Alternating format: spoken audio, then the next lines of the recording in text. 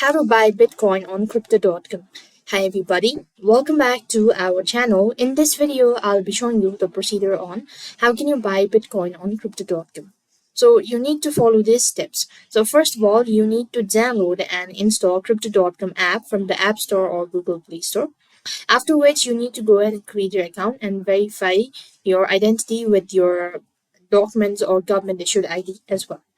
As you've done it, so you have to go ahead and deposit funds into your crypto.com account using various methods such as bank transfer, credit or bank card, or cryptocurrency transfer as well. As you've done that, then you could just go ahead and log in, and here you want to click on the trade button. As you go to the trade section, you simply want to click on the buy Bitcoin options from the top of the page.